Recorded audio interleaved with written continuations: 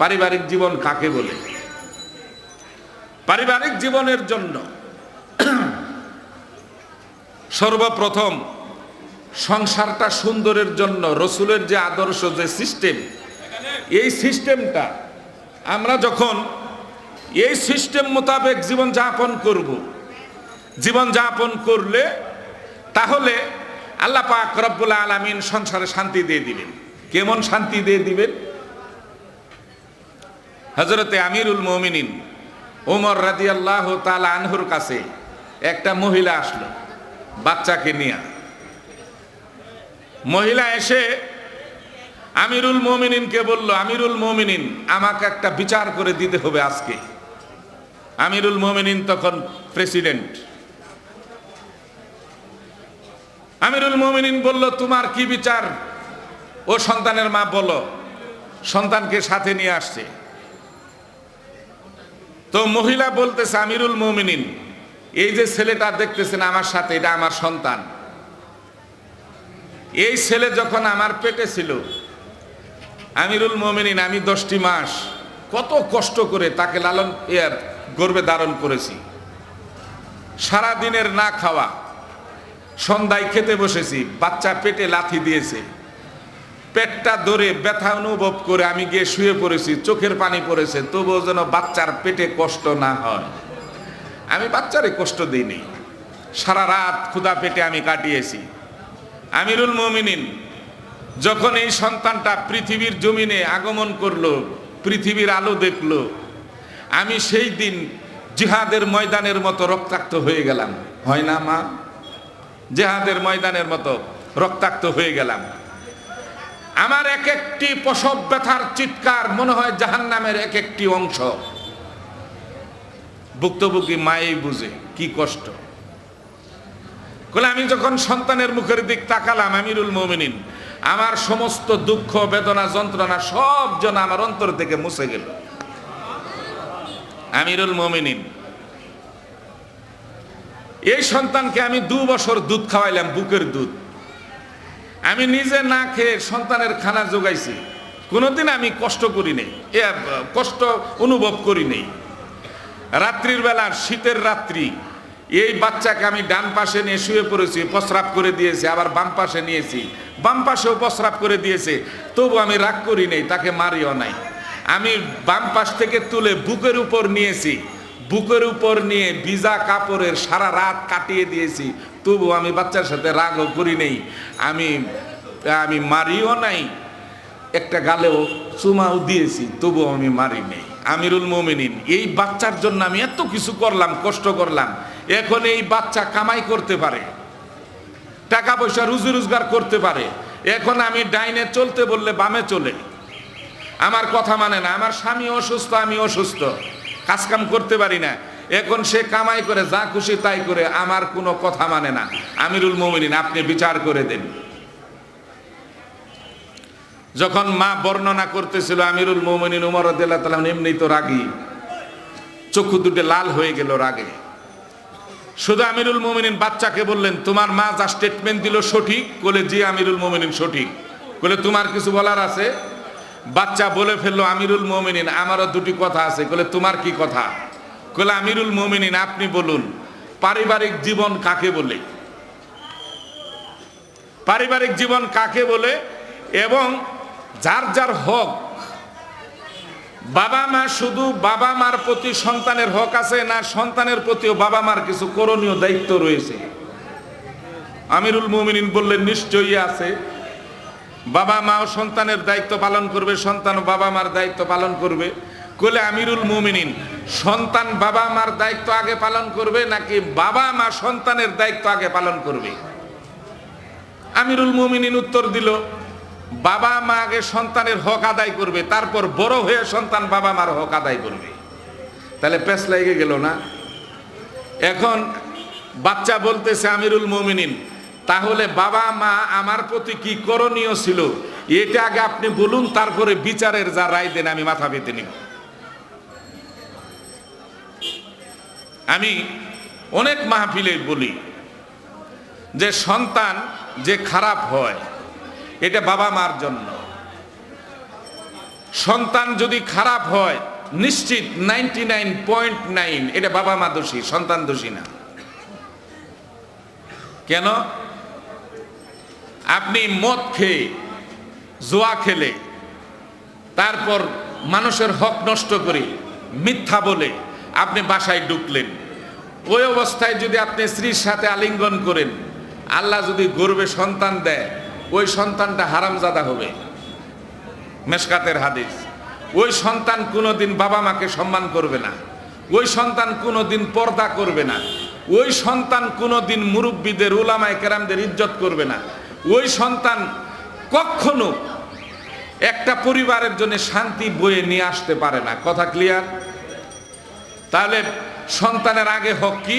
আমিরুল মুমিনিন মহিলাকে বললেন, ও বাচ্চার মা শোনো, সর্বপ্রথম একটা সন্তান ভালো হওয়ার জন্য তার একটা ভালো মায়ের প্রয়োজন। কিসের প্রয়োজন? ভালো মায়ের প্রয়োজন। মা যদি ভালো হয়, বাবা যদি ভালো হয়, অবশ্যই অবশ্যই সন্তান ভালো হবে। বললেন কে? এ বললেন আমিরুল মুমিনিন উমর রাদিয়াল্লাহু তাআলা। কথাগুলি বুঝে আমল করবেন, ফায়দা হবে। কেমন ভালো মায়ের দরকার? আমিরুল মুমিনিন উমর রাদিয়াল্লাহু তাআলা রাত্রের বেলায় তো ঘুরে ঘুরে প্রজাদের অবস্থা জানতেন মদিনায়, ঠিক না? একদিন গভীর রাত্রে 3 রাস্তার মাথায় গিয়ে আমিরুল মুমিনিন দাঁড়ায় গেল। কোন দিক যাইবে ইতস্ত করতেছে।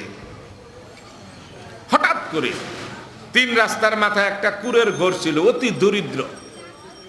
ওই ঘর থেকে একটা আওয়াজ শুনতে পেল আমিরুল মুমিনিন গভীর রাত্রে। ওই ঘরে 2টা ব্যক্তি বাস করে, মা আর মেয়ে। মেয়েটার নাম হচ্ছে ফাতেমা, নবীর মেয়ে ফাতেমা না। মা তার মেয়েকে বলতেছে, ফাতেমা তাড়াতাড়ি উঠ। বলে কেন মা? মসজিদে নববীতে এখনো তো ফজর আজান হয় নাই, উঠবো কেন? বলে আরে বোকা মেয়ে, 1 কেজি দুধ দোয়াইছিস বকরির, 1 কেজি পানি মিশা। 1 কেজি দুধ দিয়ে তার সংসার চলে না, 1 কেজি পানি মিশা, তা নাহলে সংসার চলবে কেমনি? না খায় থাকতে হইব।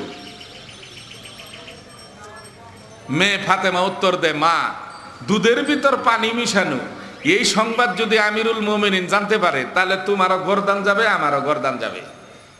মায়ে কয়, বলে দূর বোকা মেয়ে, আমিরুল মুমিনিন কি এত রাত্রে আইসে দাঁড়ায় আছে, গিয়ে দেখা ঘুমাইছে। আমিরুল মুমিনিন কোথায়? গোরের পিছনেই না? বলে গিয়ে দেখা ঘুম আসছে, এত রাত্রে এখানে নাই, তুই তাড়াতাড়ি পানি মিশা। এবার ফাতেমা মারে কয়, এইবার ফাতেমা ডেকে বলে, ও আমার মা, আমিরুল মুমিনিন তিনি মানুষ, তিনি ঘুমাইতে পারে, অসম্ভব কিছু নয়। রাত্রি ঘুম আসবে, এটাই স্বাভাবিক। ও আমার মা, আমিরুল মুমিনিন হযরত উমর রাদিয়াল্লাহু তাআলা আনহু ঘুমাতে পারে, তামাম পৃথিবীর সমস্ত মানুষ এবং জিন ঘুমাতে পারে, অসম্ভব কিছু নয়। মাগো, আল্লাহ রাব্বুল আলামিনের 18,000 মাখলুকাত কম বা বেশি সকলে ঘুমাতে পারে, অসম্ভব কিছু নয়।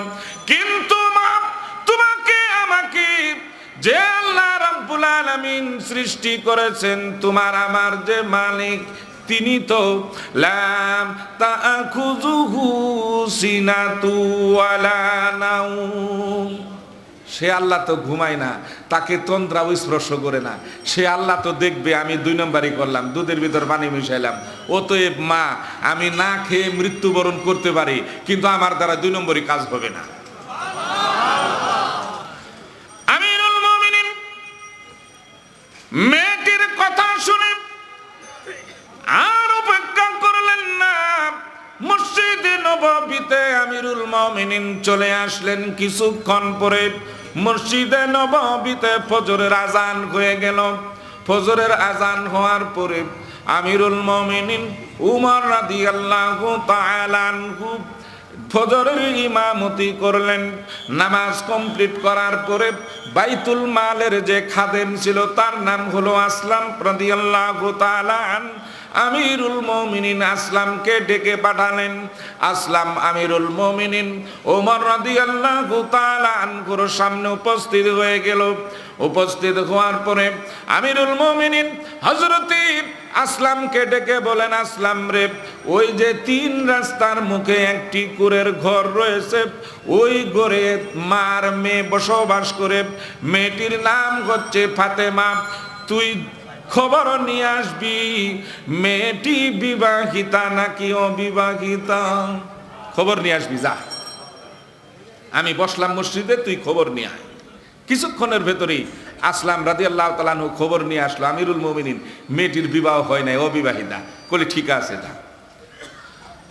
আমিরুল মুমিনিন হযরত ওমর নিজের কামরায় চলে গিয়ে তার ছেলের নাম হচ্ছে হযরত আব্দুল্লাহ রাদিয়াল্লাহু তাআলা আনহু, ছেলের মাকে ডেকে বলে, ও আব্দুল্লাহর মা, তোমার আব্দুল্লাহ কোথায়? এবার বিবি উত্তর দেয়, হুজুর আমার আব্দুল্লাহ গত রজনীতে সারা রাত্রি তাহাজ্জুদের নামাজে দাঁড়িয়েছিল, কোরআন তেলাওয়াত করেছে। মসজিদে নববীতে ফজরের যখন আজান হয়ে গেল, আজানের জবাব দিয়ে মসজিদে নববীতে জামাতের সহিত নামাজ আদায় করে একটু বিশ্রাম নিচ্ছে, একটু ঘুমাইতেছে। আমিরুল মুমিনিন বললেন, ও আব্দুল্লাহর মা, আব্দুল্লাহকে আমার সালাম জানাও।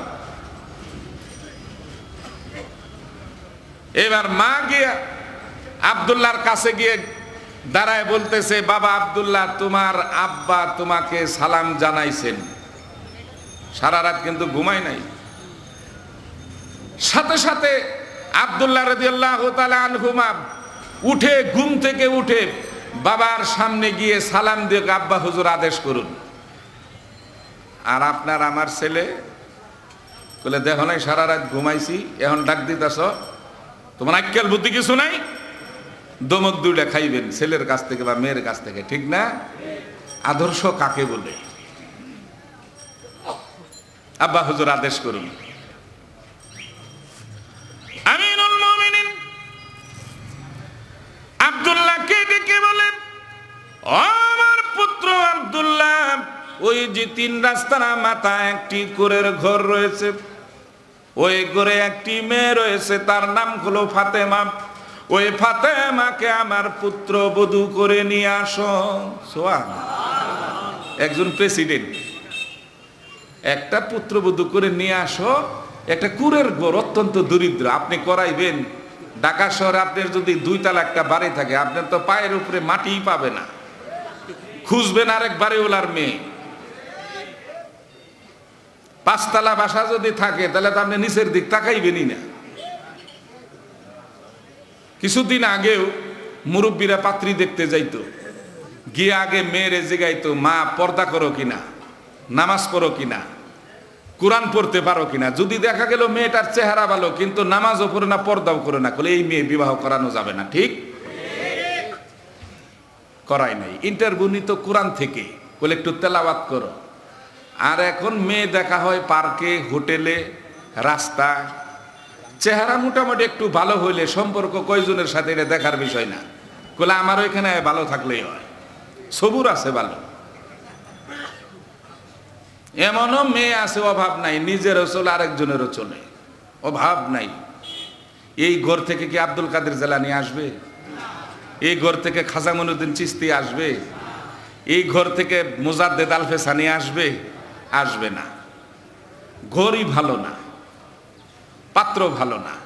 আমিরুল মুমিনিন আসলামকে শুধু বলেছিলেন দেখে আসবি, খবর নিয়ে আসবি বিবাহিতা নাকি অবিবাহিতা, এইটা বলে নাই মেয়ে কালো না খোরা না কানা না খাটা, নাক বোসা নাকি দাঁত নাই, এইগুলো কিচ্ছু জিগায় নাই। ঠিক, শুধু বলেছে মেয়েটি বিবাহিতা নাকি অবিবাহিতা জেনে আসবি। তার তাকওয়া দেখে, মেয়েটার ঈমান দেখে পুত্রবধূ করলেন। কেউ ঠিক না? ওই ঘর থেকে তো সাহাবীর মতন আরেকজন সাহাবী আসবে, ঠিক না? তার কারণ হলো তার বাক্স ভালো, আর আপনার তো বাক্স ভালো না, এই ঘর থেকে আশাও করা যায় না ভালো কিছু। আমিরুল মুমিনিন পুত্রবধূ করলেন। আমিরুল মুমিনিন ওই মহিলাকে বললেন যে সর্বপ্রথম সন্তান ভালো হওয়ার জন্য, ঘরে শান্তির জন্য তার একজন ভালো মায়ের দরকার, যে মাটা পর্দাশালী, যে মাটা নামাজি, যে মাটা ধৈর্যশীল, যে মাটা কোরআন পড়নেওয়ালা, যে মাটা শ্বশুর শাশুড়ি এবং স্বামীর প্রতি শ্রদ্ধা, ভক্তি, সম্মান, ইজ্জতের সাথে কথা বলে। এরকম একটা ভালো মায়ের জন্য, একজন সন্তানের জন্য এরকম একজন মায়ের দরকার। আমিরুল মুমিনিন ওই মহিলাকে বললেন, আমিরুল মুমিনিন এই মহিলাকে এবার বললেন, তুমি যে আমার কাছে আসছো, তুমি পর্দা করো নাই কেন? কথাটা বুঝ কইরেন। তুমি যে আসছো, তোমার পর্দা কোথায়? তোমার ছেলে তোমাকে খেদমত করবে কেমনে? তুমি তো আল্লাহর রাসূলের হাদিস মানো নাই। ধরা খাই গেল নি।